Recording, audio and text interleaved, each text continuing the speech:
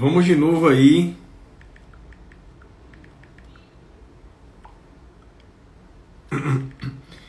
Nós vamos ver aí, vamos lá. Estou tentando aqui receber o amigo Carlos Elias de Oliveira, ele não conseguiu entrar, por isso que eu tive de sair e entrar novamente. Meus queridos amigos, muitos amigos aí, a gente vai abordar essa lei tão importante, né? Aspectos. Eu acho que vai funcionar agora, espero que sim. Vamos ver aqui agora. Ah, meu amigo Carlos Elias não estava no celular. Pelo computador eu não sei se consegue, não. Tem que ser pelo celular mesmo. É pelo celular mesmo que faz. Eu nunca fiz. Eu, pelo menos, nunca fiz live pelo computador. Não sei se funciona live pelo computador. Meu amigo Elias, eu acho que agora vai, viu, meu irmão? Vamos lá. Vamos ver aqui as solicitações que nós temos. Direto de Arraial da Ajuda, meu amigo Caio César, um abraço, amigo. Guilherme está confirmando aqui, grande Elias, só pelo celular mesmo. Computador não vai não. Eu nunca consegui fazer live pelo computador, até gostaria, mas nunca consegui não. Carol também, Vitor. Aparece a opçãozinha, é um desses três ícones, Elias, que você tem aí ó, no cantinho, ou os três pontinhos, meu irmão. Você clica e pede para participar da live. Guilherme, meu irmão, se você puder ajudar Carlos Elias, eu lhe agradeço. Como diz o ditado, né? A gente tem que fazer ao vivo aqui. Eu vou mandar para o seu WhatsApp. Guilherme, nosso colega juiz aí em Rondônia, do Fonage, está nos assessorando para ver se você consegue ajudar Carlos Elias a entrar, meu irmão. Vou tentar passar o contato dele aqui agora. Vamos lá. Passando agora para o Guilherme aí. Pronto, Guilherme, já lhe passei.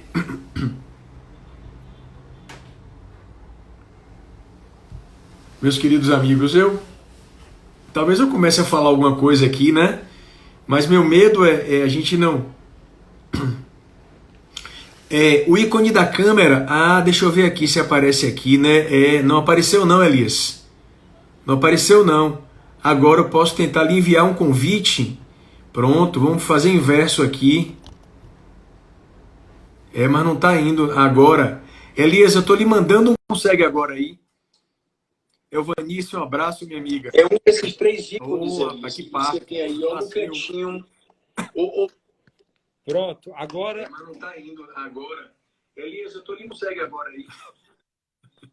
Pablito. Pronto, amigo. Agora foi. Calma aí.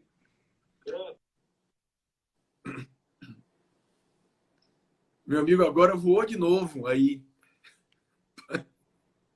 Vou tentar mandar de novo o convite para ele.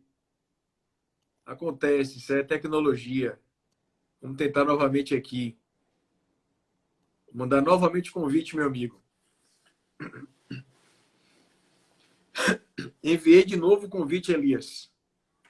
Para você.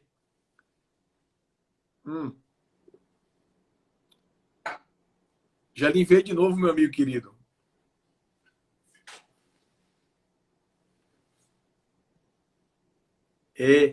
Raul está dizendo aqui, Elias. Pronto, Pablito. Agora deu certo. Pronto, amigo. Milhões de desculpas a todos aí. Computador não serve para fazer live, não é só com o celular mesmo. Eu estava usando o iPad. Aí eu não sei por que o iPad me traiu aqui. Aí agora com o celular eu não aqui. sei. Eu só quero saber se meu áudio tá ok. Tá dando para me ouvir? Eu tô ouvindo ele. Tá. Eu tô ajustando aqui o celular. Pronto, agora tá maravilha. Ok. Milhões e milhões de Beleza. desculpas. Que bom que deu certo. Pronto, graças a Deus. A gente vai começar a falar um pouquinho por conta do volume de pessoas que vai assistindo. Talvez eu desative durante alguns momentos os comentários, porque facilita a transmissão da imagem da gente. Embora eu prefira os comentários, mas se começar a travar um pouquinho, vocês me avisam que eu desabilito por um tempo, tá? Então, o nosso tema hoje é a lei do superendividamento. a Lei 14.181 de 2021, uma lei que representa uma conquista muito grande de várias instituições. Eu posso aqui destacar o Brasilcom, posso destacar o IBDConte, a luta da professora Cláudia Lima Marques, uma lei que vem em boa hora, sobretudo por conta da grave situação por que passa o nosso país. Né? Situação econômica muito delicada, agravada por conta da pandemia. De maneira que essa lei do superendividamento, ela não nos permite uma análise completa dela numa live. Não dá para fazer isso. A nossa ideia aqui é destacar alguns pontos da lei para que a gente possa refletir com vocês aqui no Fonage. E o ponto número 1, Elias, que eu destaquei, é que a lei do superendividamento, ela parte de um princípio. Ela tem como o princípio vetor, o princípio fundamental da lei do superendividamento é o princípio do crédito responsável. Então é muito importante que você, que quer começar a entender a lei do superendividamento, você parta da compreensão desse princípio. Esse princípio que princípios traduzem regras, né? Ele traduz uma regra fundamental no sentido do direcionamento de uma prática negocial que seja saudável e que leve em conta a dimensão existencial do devedor. Então, o princípio do crédito responsável, ele vai impor uma conduta autorresponsabilizante não só para o credor, mas para o poder público e para o próprio devedor. Então, em outras palavras, quando você fala em crédito responsável, você traduz a ideia de que a autonomia privada ela não pode tudo, de que o crédito ele deve ser exercido de uma forma razoável e de uma forma equilibrada. Com isso, obviamente, que ninguém está aqui dizendo, olha, a lei vai homologar o calote. Não tem nada a ver. O que a lei quer, na verdade, é estabelecer um equilíbrio na busca da satisfação do crédito. Então, esse princípio, penso eu, Elias, é fundamental para a compreensão da própria lei, o princípio do crédito responsável. O que é que você pensa, Elias, sobre isso, meu irmão? É exatamente isso. Boa noite a todos e todas aí também. Pablito, querido, sempre bom estar contigo. E essa lei, realmente, Pablito, ela não está, ao contrário do que muitos pensam, agindo com um intervencionismo exagerado, nada disso. Essa lei, inclusive, ela tem uma inspiração no direito francês. Na França, quando uma pessoa entra em uma situação de superendividamento, há em várias, vou chamar de municípios ou localidades, espécies de PROCONs, para onde esse afogado devedor francês acorre para poder conseguir uma espécie de negociação daquelas dívidas. Uma pessoa em superendividamento, Pablito, você já deve ter visto, você como juiz que atuou muito e atua em questões de consumidor, uma pessoa superendividada, eu já vi assim pessoalmente pessoas superendividadas, ela literalmente está numa situação de morte civil. Ela não consegue pegar empréstimo, ela não consegue montar negócio, não pode cair dinheiro na conta dela, porque senão vai ser sugado por uma penhora. A pessoa começa a viver de favor, ela simplesmente fica em casa vendo Netflix, ou vendo Instagram, ou não fazendo nada na vida, porque simplesmente não consegue. Entra em depressão, Entra em depressão e não faz nada da vida. A realidade é a pessoa quebrou. E, atualmente, o nosso modelo brasileiro, ele deixa na mão do credor a faculdade de negociar ou não. E não é bem assim. Porque a própria situação de endividamento na qual a pessoa emergiu foi fruto também da negligência dos credores. Existe um dever que decorre da boa-fé objetiva que é imposta para os credores. O dure to mitigate the loss. O credor tem o dever de atenuar as suas próprias perdas. Isso significa que o credor não pode estimular uma pessoa a entrar numa situação de dívida. E esse princípio, de uma certa forma, ele está estudado no princípio do crédito responsável que você trouxe de forma bem cirúrgica, né? Então, a lei toda é edificada nesse princípio, o princípio do crédito responsável, que, veja, Pablito, tem 3 endereços para esse princípio. O primeiro endereço desse princípio é o credor. O credor, quando vai emprestar, E quando eu falo emprestar, na verdade, é oferecer crédito. Essa oferta de crédito não é só emprestar dinheiro, é também vender a prazo. Vou nas Casas Bahia e vou parcelar em 20 vezes. Isso é crédito também, está abrangido pela lei do superendividamento. Então, qualquer credor, quando vai estabelecer um crédito, que é a pessoa pagar uma dívida no futuro, estabelecer uma obrigação de execução diferida ou continuada, o credor tem que ter essa preocupação em não levar o devedor ao superendividamento. Segundo endereço, o Estado, o poder público. O poder público também é um destinatário do princípio do crédito responsável. O poder público tem que fazer políticas públicas, tem que estimular os credores a agirem de forma responsável e também os devedores a agirem com uma educação financeira adequada. E o terceiro endereço é o próprio devedor, que também precisa agir de boa fé para se beneficiar. Perfeito. Por isso que eu louvo a Fonage, doutora Janice, agradeço o convite, parabenizo o Fonage, que faz um trabalho fantástico. Agradeço a Guilherme por essa oportunidade que estamos tendo aqui. E como eu tenho neurose de clareza, que você também tem, né? Nós começamos com o princípio do crédito responsável. E eu, então, pela neurose de clareza, em respeito e atenção a todos os nossos amigos que se encontram agora aí, eu vou lembrar vocês que, de acordo com a lei, superendividamento é a situação do indivíduo de boa fé que não tem condições de pagar suas dívidas sem comprometer o seu mínimo existencial. Isso está no 54A do CDC por conta da lei. Então, observe que o destinatário da lei do superendividamento não é a pessoa jurídica, é a pessoa física. É a pessoa física. É o sujeito de boa fé que não tem condições de pagar suas dívidas sem comprometer o mínimo existencial. Eu achei isso sensacional da lei, porque ela traz a ideia de patrimônio mínimo, não é? Dialoga até com Robert Alex, a ideia, assim, você tem a ideia do mínimo existencial, do mínimo vital, isso é fantástico. Então, veja, o destinatário da lei é a pessoa física, é o consumidor pessoa física. O parágrafo 1º diz, vou ler agora a lei, entende-se por superendividamento a impossibilidade manifesta de o consumidor, pessoa natural, de boa fé, pagar a totalidade de suas dívidas de consumo exigíveis e vincendas, sem comprometer o seu mínimo existencial nos termos da regulamentação. Quando a lei fala consumidor de boa fé, pode parecer até um certo exagero da lei, mas não é, porque ele quer evitar que aquelas pessoas, os fraudadores, que se colocam em situação de quebra, se beneficiem da lei. Eles não podem se beneficiar da lei, porque a lei se volta para a pessoa de boa fé, a pessoa natural, o consumidor natural, pessoa física de boa fé. Não é isso, meu amigo? Exato. E é importante, e Pablito, a gente tem muitos colegas que estão nos ouvindo que são juízes também, já que o perfil é do Fonage, além de outros, são advogados e todos.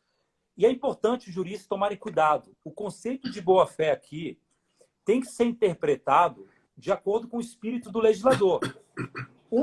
Uma mãe que não tem dinheiro para sequer comprar o leite do filho, ela está desempregada e ela não tem dinheiro, só que ela tem um cartão de crédito, tem limite no cartão de crédito, e ela vai e usa o limite do cartão de crédito.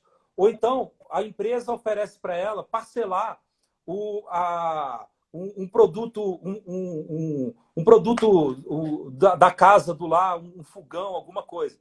E ela vai e pega o empréstimo. Ela sabe que não tem capacidade financeira para pagar a prestação naquele momento.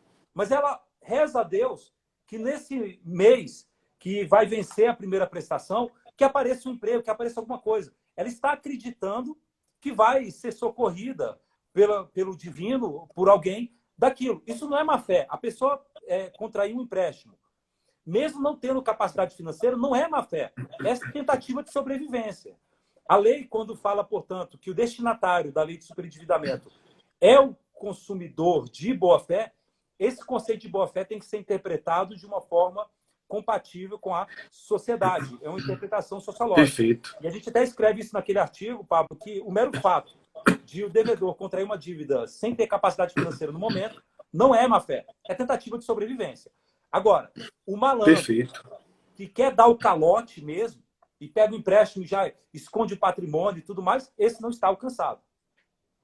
Esse não pode, exato. Eu quero convidar todos vocês. Tem um texto meu com o professor Carlos Elias em que nós comentamos quase todos os artigos da lei. Você encontra na internet esse artigo nosso. Na página Direito Civil Brasileiro você encontra. E tem um outro aspecto da lei, meus amigos aqui do Fonage, muito interessante. Eu vou destacar um ponto que vocês vão ficar, para quem não atinou para ele. Olha só, Elias, o que diz o 54A e o parágrafo 3º da lei. Acompanhe comigo. Este capítulo, diz a lei, no 54A, dispõe sobre a prevenção do superendividamento da pessoa natural, sobre o crédito responsável e sobre a educação financeira do consumidor. Parágrafo 3º. Olha só que interessante. O disposto neste capítulo não se aplica ao consumidor cujas dívidas tenham sido contraídas mediante fraude ou má-fé, sejam oriundas de contratos celebrados dolosamente com o propósito de não realizar pagamento, ele não pode se beneficiar da lei, como também o capítulo da lei não se aplica no caso de dívidas que decorram da aquisição ou contratação de produtos e serviços de luxo de alto valor. Elias começou a sorrir aí, porque ele escreveu sobre isso. Olha só. A lei não vai beneficiar o consumidor que se encontrou naquela situação por conta de angariar dívidas decorrentes de contratação de produtos de serviço de luxo ou de alto valor. Isso dialoga, olha que interessante, com a doutrina da professora Tereza Negreiros, antes de dar a palavra a Elias, que também é uma especialista nesse tema. A professora Tereza Negreiros, brilhante, ela classifica os direitos dizendo o seguinte: os direitos devem ser classificados quanto à essencialidade. Direitos essenciais, direitos úteis e direitos supérfluos. Quanto menor for o grau de essencialidade do direito, menor deve ser a intervenção e a proteção do direito objetivo. Ou seja, a lei do superendividamento não vai facilitar e beneficiar aqueles que se endividaram por conta de serviços ou produtos de luxo supérfluos. Meu amigo Carlos Elias, e você escreveu sobre isso, não foi isso, meu irmão? Não, exatamente, Pablito, porque é uma diretriz, o nosso direito, ele é edificado em vários princípios que, se identificados, nos dão clareza quanto ao nosso ordenamento. O ordenamento civil brasileiro, ele é edificado em um dos princípios, chamado de princípio da proteção simplificada do luxo. O que é o princípio da proteção simplificada do luxo? É que o direito civil protege todas as situações jurídicas, inclusive de luxo. Aquele que está comprando um iate, aquele que está comprando uma Ferrari, aquele que está comprando um bem voluptuário, ele é protegido. Mas o direito não protege com o mesmo prestígio de alguém que está comprando leite, que está comprando pão, queijo e vinho, para lembrar do Vinícius de Moraes. O vinho já começa a ser supérfluo, mas pão, queijo e leite. Essa pessoa que está comprando o básico, o essencial, o direito tem um grau de intervencionismo maior. Isso é do nosso direito. Artigo 944, parágrafo único do Código Civil, 392 do Código Civil, em vários locais a gente vai verificar esse princípio. Agora, veja, a lei de superendividamento, ela tem consequências práticas. É o Estado intervindo numa relação privada, intervindo em favor da pessoa mais fraca, que é o consumidor que ficou superendividado. E não tem como o legislador intervir quando o consumidor entrou naquela situação, porque ele pegou um financiamento de uma Ferrari, porque ele pegou um financiamento de um iate ou de viagens internacionais supérfluas, porque, nesse caso, a gente não pode ter um grau de intervencionismo para uma situação de negligência. Esse princípio, que é o princípio da proteção simplificada do agraciado, está textualmente na lei de superendividamento E o Miguel até pergunta qual é a autora que desenvolveu academicamente o suporte desse princípio, que é a professora Tereza Negreiros. A professora Tereza Negreiros que trata disso também. Agora, Pablito, sabe uma coisa interessante? É que quando a gente fala da lei de superendividamento, a lei, na verdade, ela pode ser dividida em dois grupos de dispositivos. O primeiro grupo são os dispositivos que se aplicam especificamente para o consumidor superendividado. Então, há alguns dispositivos da lei, todos eles, na verdade, foram enxertados no Código de Defesa do Consumidor e no Estatuto do Idoso. Parte desses artigos são aplicados apenas para o consumidor que já está na lama, já está lá superendividado com o seu mínimo existencial comprometido. Que dispositivos tratam especificamente do consumidor? Basicamente, os artigos 104A até o artigo 104C, que prevê o processo de repactuação de dívida, que obriga, basicamente, vai obrigar o... Não, a gente vai chegar lá. Eu deixei esse ponto eu deixei. Eu separei para a gente falar. Exato. Agora, existem outros artigos, Pablito, que, na verdade, vão se aplicar a todos os consumidores. Mesmo aquele que não está superendividado. Por quê? Porque são artigos para evitar que o consumidor que está saudável financeiramente entre em superendividamento. Então, a gente vai ter vários dispositivos que vão colocar regras de transparência. No contrato tem que ter informação, tem que ter o preço por unidade. Você vai comprar um rolo de papel higiênico, tem que ter lá o valor por metro. E, portanto, são dispositivos também que se aplicam a todos os consumidores. Então, só esse esclarecimento que há... Eu separei alguns... Eu separei alguns desse aí. Por exemplo, antes de chegar a eles, um ponto que eu achei importante a gente colocar aqui é na parte da lei do superendividamento que eles falam de políticas públicas. Porque a lei traz nos artigos 4º e 5º normas que se inserem na política nacional de relações de consumo. E uma das normas determina a instituição de mecanismos de prevenção e tratamento extrajudicial e judicial do superendividamento e de proteção do consumidor pessoa natural. Instituição de núcleos de conciliação e mediação de conflitos oriundos de superendividamento. É norma legal. O que significa isso? Significa não apenas que a capilaridade do PROCON pode haver dentro do próprio PROCON, do Sistema Nacional, unidades administrativas especializadas, mas também, e esse é um ponto que aqui eu faço menção à doutora, a professora Fabiana Pellegrino, minha colega juiz aqui no Estado, que tem uma obra sobre a lei do superendividamento fantástica. E ela conversávamos há algum tempo, um ponto que ela havia salientado, e concordo integralmente com a professora Fabiana Pellegrino, que é o seguinte: os estados deveriam, claro que no universo ideal, instituir as suas leis de organização judiciária, unidades judiciais especializadas para o superendividamento. Por uma razão, a lei do superendividamento é um microcosmo jurídico. Quando você fala da lei do superendividamento, você tem uma normatização, um conjunto normativo que tem características de direito civil, direito do consumidor, direito administrativo, direito processual. Inclusive, você dialoga para fora do direito. Como assim, professor? O superendividado é uma pessoa que se encontra num grau de vulnerabilidade psicológica. Então, aquela unidade ali do superendividamento, ela exige um tratamento diferenciado. Quando eu falo tratamento, não é privilégio para ninguém, mas não é isso. É uma especialização. Então, eu penso, Carlos Elias, meu irmão, e isso é importante também para os advogados que nos escutam, e advogados, amigos do coração, queridos, muitos de vocês, vão se especializar nessa lei, porque ela acaba exigindo uma especialização. Você não pensa, meu amigo? Assim? Demais, demais, demais. E tem uma coisa, Pablito. Essa lei, ela rompe um pouco a tradição nossa jurídica de preto no branco, de que, não, vou interpretar a lei e a solução é essa. O juiz, na verdade, por essa lei, e não só o juiz, como também os órgãos administrativos de defesa do consumidor, como os PROCONs, eles recebem uma espécie de atuação com base na equidade. Por quê? A rigor, o juiz, quando ele vai aprovar o plano de pagamento, que é uma espécie de recuperação judicial, você fez essa comparação muito feliz, Pablo, no artigo, que é uma espécie a lei estabeleceu uma espécie de recuperação judicial.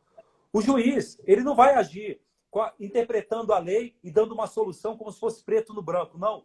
O juiz vai ter que ver no caso concreto, vai ter que se valer das suas máximas de experiência, vai ter que se valer da sua experiência como cidadão, vamos dizer assim, para, no caso concreto, com equidade, aprovar um parcelamento, um tipo de pagamento que seja adequado para o consumidor e também para o credor. Isso exige uma sofisticação e uma especialização muito grande. No artigo, eu achei muito oportuno que, quando você trouxe essa ideia de que seria até bem-vindo que o Estado criasse varas especializadas em tratamento de superendividamento e também que o próprio poder público, que vai atuar de forma preventiva na prevenção do superendividamento, que ele também atue de maneira a evitar essa situação de falência, que é uma situação de superendividamento, né? Então, concordo plenamente. Esse é um ponto importante. É preciso. Esse é um ponto importante e a lei traz em várias normas, em vários pontos, normas que cuidam da transparência em relação à prática da oferta de crédito. Então, quando você pega a lei do superendividamento, há regras que tratam exatamente da prevenção e do tratamento do superendividamento, momento em que o legislador se preocupou com o fornecimento do crédito, porque essa é uma preocupação.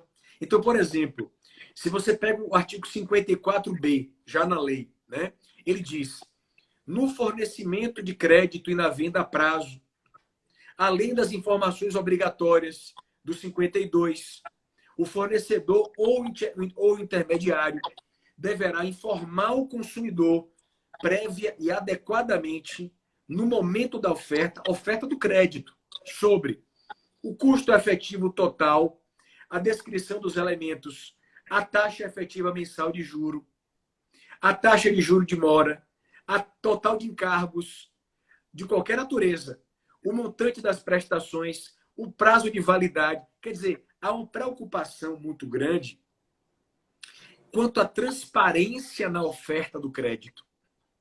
A lei do superendividamento se preocupou com isso, porque ela trata da prevenção ao superendividamento. Ela não trata apenas da situação já posta de superendividamento, não. Ela tem um tratamento preventivo.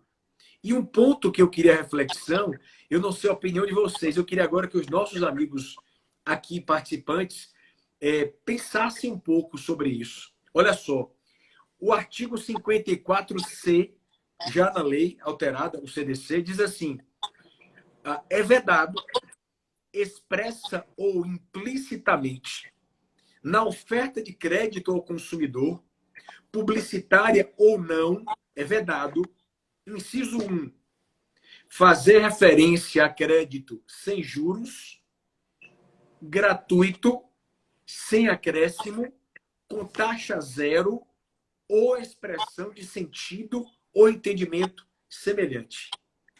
A Presidência da República vetou esse inciso. Vou repetir, tá? Havia uma norma na lei dizendo: é proibido fazer referência a crédito sem juros, gratuito, sem acréscimo, com taxa zero ou expressão de sentido semelhante.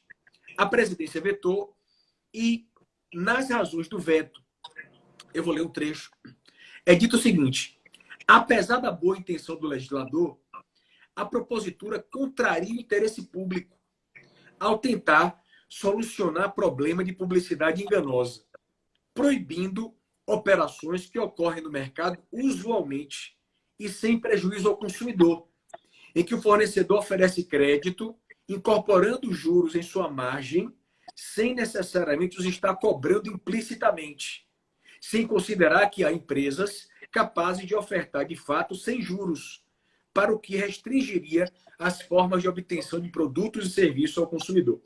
Eu confesso que eu fiquei um pouco preocupado. Não sei se o Congresso vai derrubar esse veto. Mas esse tipo de crédito sem juros, gratuito. Bem, Taxa em geral, taxa zero, eu penso que o legislador agiu bem em proibir, minha opinião acadêmica. Sem entrar em mérito de... Ninguém está discutindo política aqui, tá? É uma questão de posicionamento apenas. Eu penso que o veto não deveria ter acontecido aqui, Alice. O que é que você pensa, meu amigo? Pablito, tem dois pontos importantes. Essa lei, em grande parte, apenas positivou o que já era admitido ou que já poderia ser admitido com base em princípios anteriores. Então, no momento em que uma concessionária de veículo diz: compre aqui o seu Honda Civic, você vai parcelar em 60 vezes com taxa zero, não vai ter juros algum. O valor do carro é 80 mil, você vai pagar 80 mil parcelado. Todo mundo sabe, é segredo de polichinelo, todo mundo sabe, está escrito nas estrelas e todo mundo está vendo, que quando você chega lá na concessionária e você oferece para pagar à vista, o vendedor sabe que não vai vender por 80 mil. Se você pagar à vista, ele vai te vender por 60 mil, vai te vender mais barato e ele vai chamar isso de desconto, mas na verdade não é desconto. É porque ele colocou o valor de juros para 80 mil reais no valor do carro para parcelar para grande parte das pessoas em 60 vezes. Mas é por isso que não pode dizer taxa zero. Exato. Não pode, porque se você, por exemplo, pegar o valor... o valor do carro é de 10. Eu vou parcelar o carro para você. Você não está concedendo crédito ali. Agora, se você embute um crédito e diz assim, a taxa... Eu tenho uma certa resistência a isso. Eu penso que o legislador agiu bem em proibir.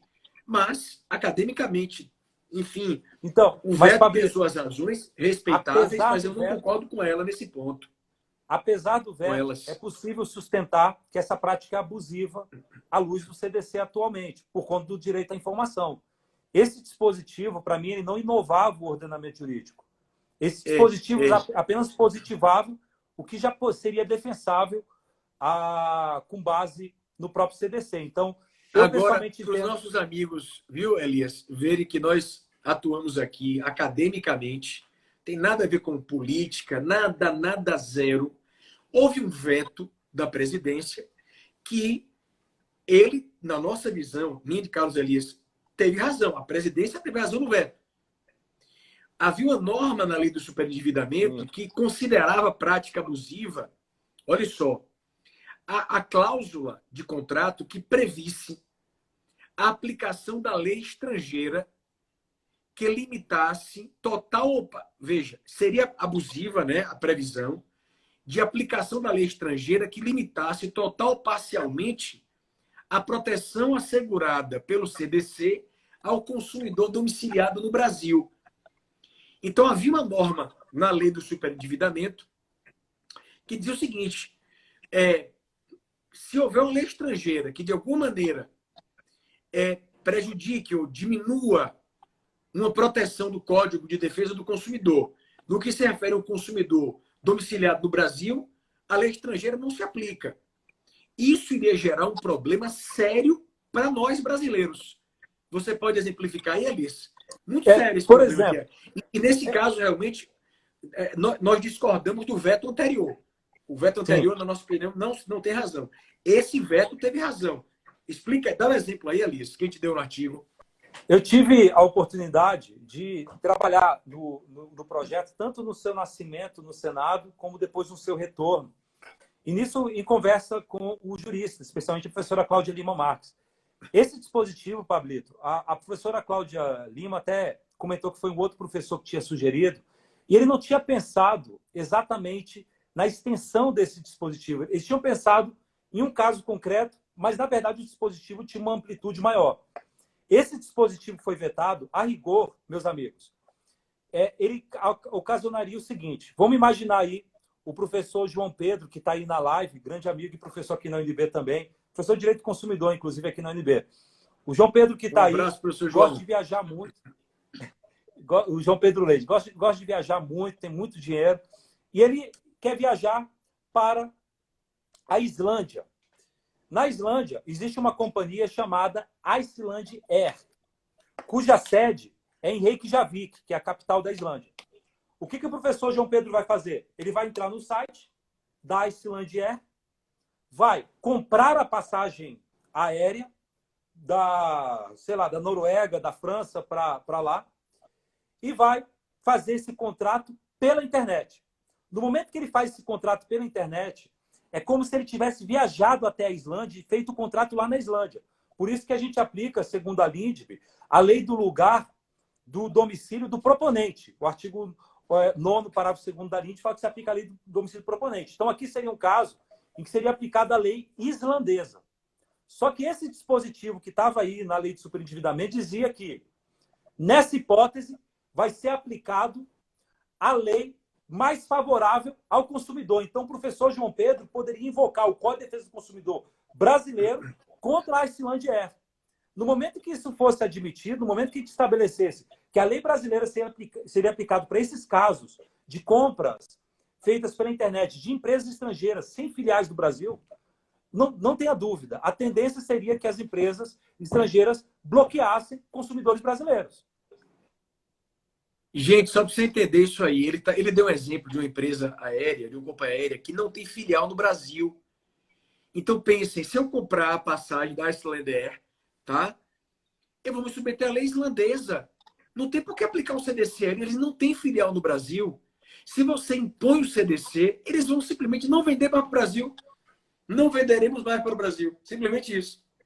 Então, realmente, não tem lógica. Se eles tivessem filial no Brasil, aí seria diferente, Carlos Elis. Você não pensa, amigo, assim? Esse dispositivo, Pablito, a professora até Cláudia Lima chegou a mencionar que era uma cópia do que tem numa lei europeia. Só que tem uma particularidade. É que aquela lei europeia que trata da matéria, na verdade, quando ela estabelece a lei mais favorável, ela estabelece dentro de um bloco, que é a União Europeia, que já tem uma certa homogeneização de normas. Você tem diretivas do Parlamento Europeu que se aplicam em matéria de consumidor, que homogeneiza a matéria. Não é o caso nosso, assim. Então, o dispositivo estava um pouco deslocado. O veto realmente foi oportuno. Agora, não podemos esquecer, o STJ entende que quando uma empresa estrangeira tem filial no Brasil e tem marketing direcionado ao público brasileiro, o CDC pode ser aplicado. É o caso clássico do caso Panasonic, né? O caso Panasonic foi Pablito, um brasileiro que viajou lá para os Estados Unidos na época em que a Panasonic era a Apple do momento, na década de 90, comprou uma filmadora, viajou pelos Estados Unidos filmando tudo, e quando chegou no Brasil, quebrou a máquina. Ele ficou louco e foi na filial da Panasonic aqui no Brasil pedindo para eles consertarem a máquina. E aí a filial brasileira disse, desculpa, mas você comprou essa filmadora lá nos Estados Unidos, se aplica a lei norte-americana e você vai lá na matriz nos Estados Unidos, na Panasonic Incorporation, chorar. Aqui não. Aí o STJ falou, não, é diferente, porque nesse momento em que você tem uma filial no Brasil e marketing direcionado no Brasil, você já seduziu o consumidor aqui no Brasil. Ele fez de tudo, até viajou para os Estados Unidos para comprar o produto. E é diferente, portanto. Não, esse caso continua igual. É diferente. E eu agora, já que nosso tempo, né, a gente corre contra o tempo, a live tem um tempo curto, eu queria chamar a atenção de vocês para uma parte importantíssima da lei. Importantíssima. Que é a parte da lei que cuida do procedimento do superendividado. O procedimento envolvendo o superendividamento. Então, como eu tenho uma neurose de clareza, eu fico até agoniado. Não adianta só chegar aqui e ficar falando com a Elias, explicando, não. Eu vou ler um trecho da lei para vocês se situarem a respeito do procedimento envolvendo o superendividado. Porque esse é um ponto muito importante. E há um trecho em nosso artigo, que eu ponderei com a Elias quando estávamos escrevendo, que esse procedimento envolvendo o superendividado, lembrando, consumidor, pessoa natural, pessoa física, esse procedimento, ele não é idêntico, mas ele tem certas similitudes com o procedimento de recuperação judicial. Procedimento de recuperação lá da lei de recuperação e falência. Há uma certa semelhança. Tá?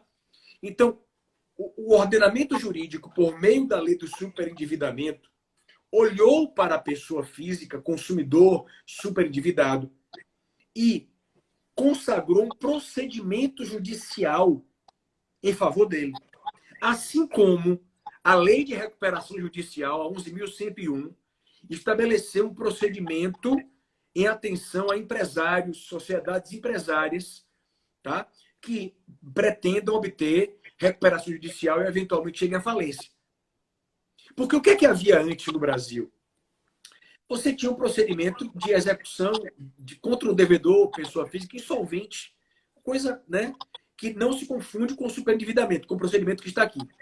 Então, veja, hoje, da mesma forma que existe um procedimento de recuperação empresarial, lá da Lei de Recuperação e Falência, existe um procedimento também, vamos colocar entre aspas, recuperatório do consumidor pessoa física superendividado.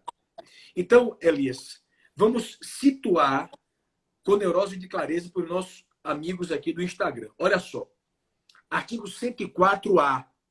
Eu vou ler só um pedaço, é muito grande, né? Vou ler um pedacinho de cada um. Vamos lá. Até beber água aqui. Peraí que esse momento é importante, é o momento mais importante da live agora.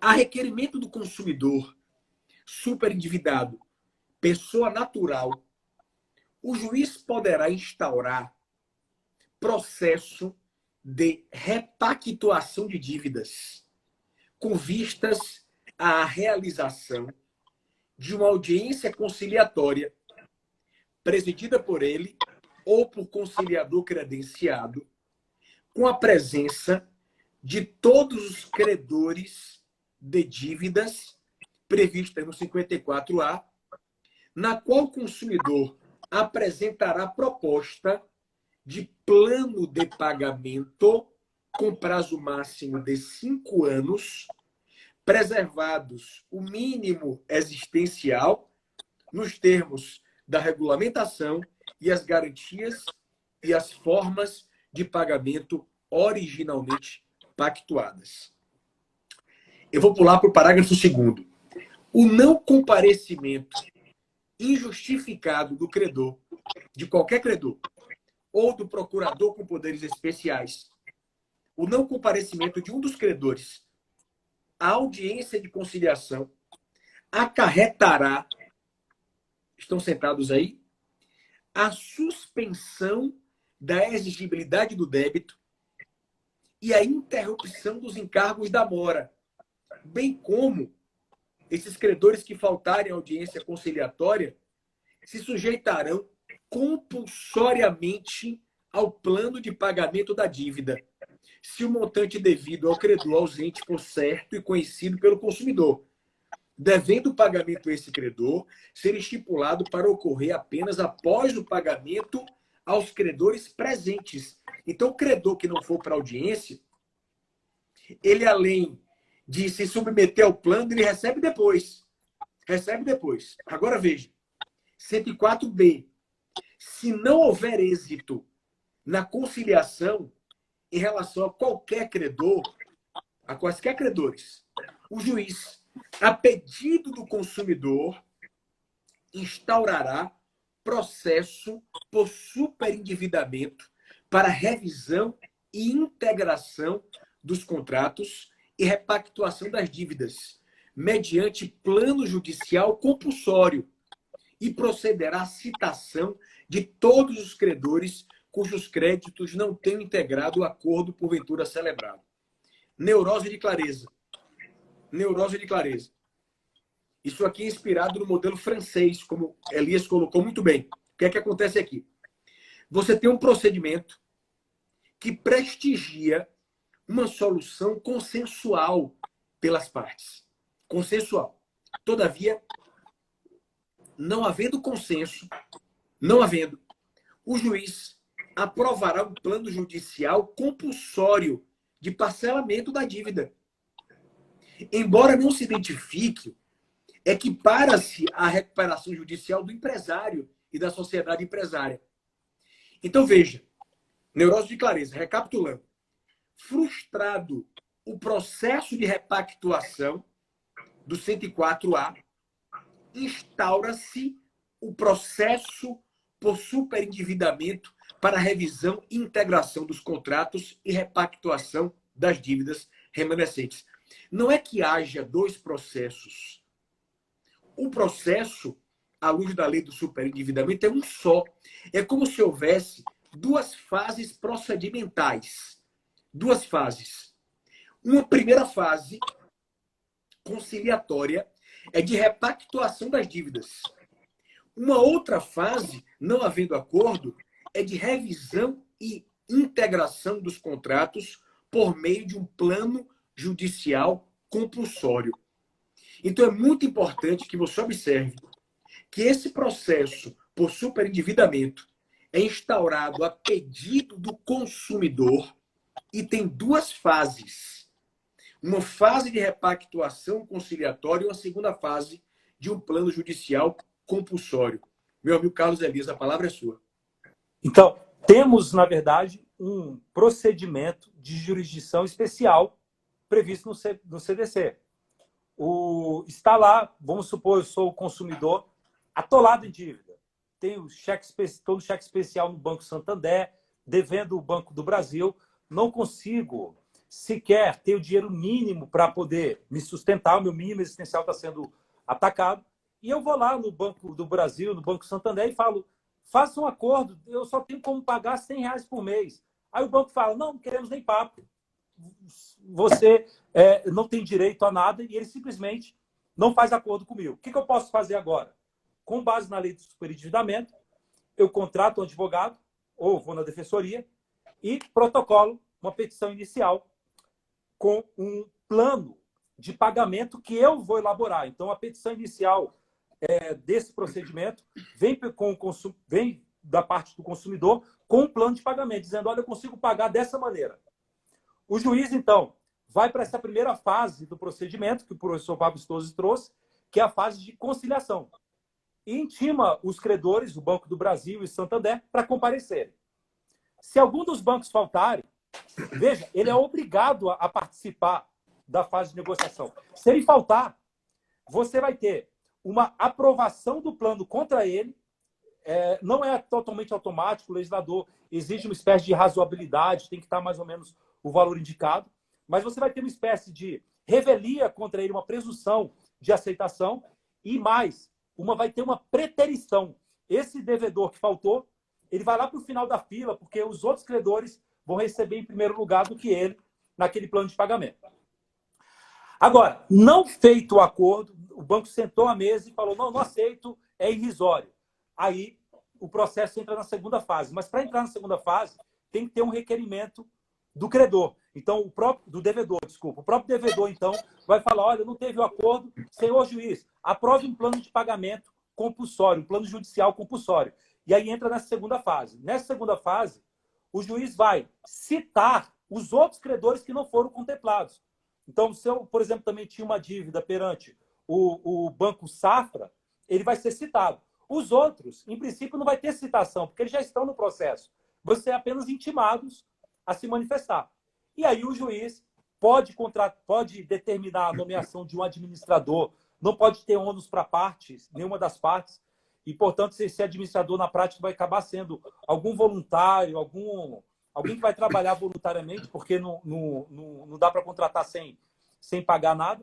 E o juiz vai, então, depois de tudo isso, aprovar um plano de pagamento. Esse plano de pagamento, em princípio, vai levar em conta o plano de pagamento oferecido pelo credor, pelo devedor, voluntariamente, vai levar em conta essa manifestação do administrador, se houver, e vai levar em conta um juízo prudencial do juiz. Detalhe, Pablito, a lei coloca como parâmetros para aprovação desse plano, basicamente o seguinte, que seja pago pelo menos o capital. Então, se o banco emprestou R$100 mil, que no mínimo esses R$100 mil atualizados monetariamente sejam pagos. Tudo bem, esses R$100 mil foram engordurados com juros, correção monetária, esse saldo devedor de 100 mil já está em 1 milhão. Sim, mas essa gordura de 900 mil, fruto de juros, correção monetária, o juiz, em tese, pode expungir e ater-se ao capital. E também deve procurar o parcelamento no máximo em 5 anos, né? E, portanto, você vai tentar parcelar de uma maneira que seja suave para o credor e suave para o devedor. E é por isso, Pablito, que eu acho que a lei mostra uma confiança muito grande na magistratura brasileira, que já tem desempenhado o papel dela com muito destaque. A magistratura está de parabéns, eu penso, de acordo com esse novo contexto, as novas exigências da sociedade.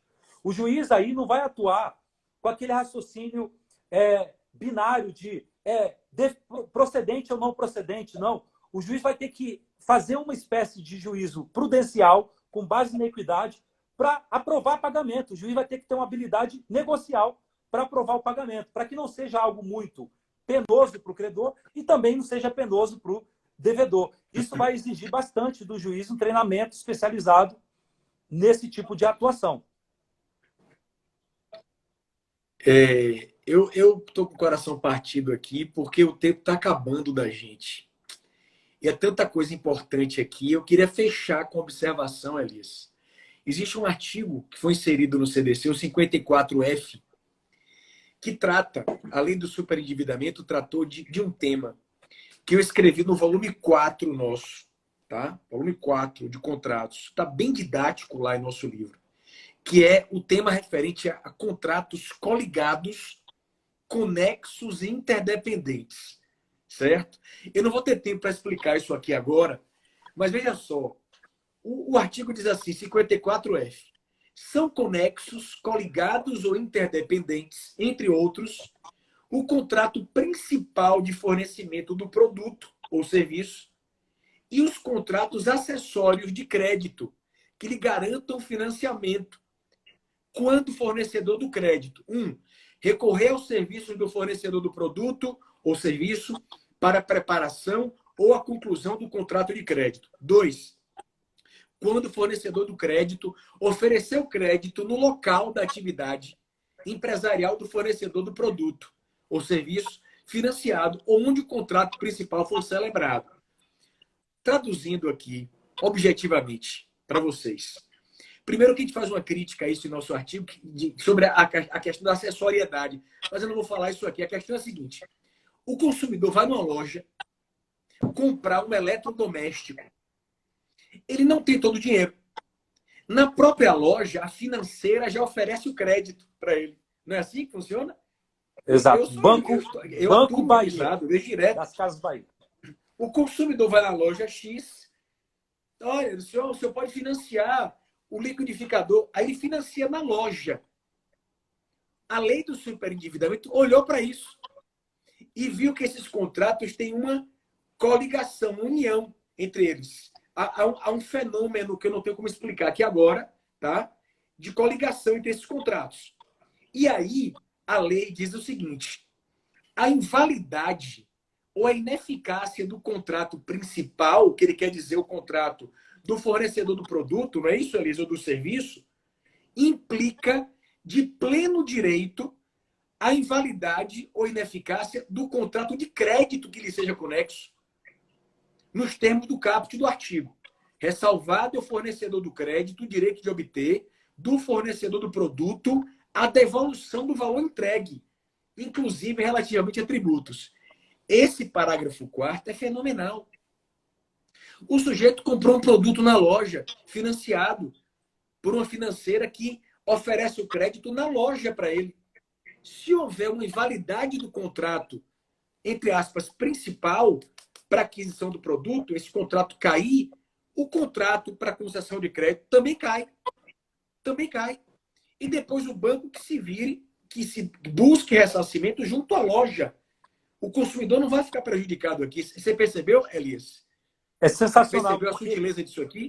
Sim. Isso é muito importante colocar. Esse dispositivo, Pablito, ele previu o efeito dominó nos contratos coligados. Então, o João Pedro aí, novamente, meu amigo aí, professor aqui comigo na NB, o João Pedro vai lá na concessionária da Toyota e vai comprar um Corolla. Quando ele chega lá, o Corolla é 100 mil reais, ele vai dar de entrada 50 mil, o restante, a Toyota diz, financia aqui com o Banco Toyota. Você nem vai precisar ir em nenhuma agência não, já tem aqui o contrato modelo, só você assinar. E ele vai e parcela em 60 vezes esse restante desse carro financiado. Só que, Pablito, quando ele sai com o carro, vai andar, de repente o carro pifa, dá problema. E ele está lá com um boleto bancário para pagar uma prestação mensal de 3 mil reais, de 4 mil reais. Só que o carro está quebrado. Ele vai na concessionária, a concessionária não conserta o carro. E ele está agora com um boleto bancário para pagar e está sem carro. E já deu a entrada também do valor.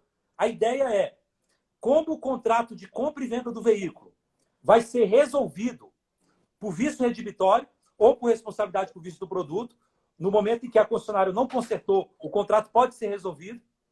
No momento em que eu desfaço esse contrato, por efeito dominó, o contrato coligado, que é o contrato de empréstimo que o João Pedro tem com o Banco Toyota, também vai cair. Vai ter um efeito dominó. Caiu uma peça, cai Pois é. Fantástico o legislador ter previsto isso é muito interessante.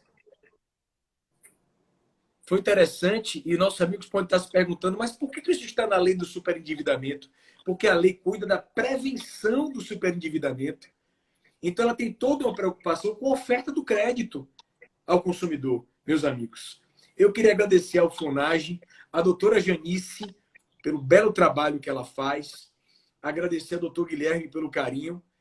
Não é isso, meu amigo Carlos Elias? Vamos embora aqui. Vamos juntos agradecer, porque exato, a live vai cair, né, pelo tempo.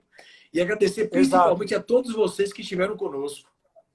Eu agradeço muito aí também a doutora Janice. Muito obrigado, meus amigos. Todos os demais colegas. Eu acho que conseguimos um feito aqui, passear na lei muitos pontos importantes. Ó, um abraço no coração de todos. Fiquem com Deus. A gente fica totalmente à disposição para tudo que quiserem no Instagram mesmo, nosso Instagram.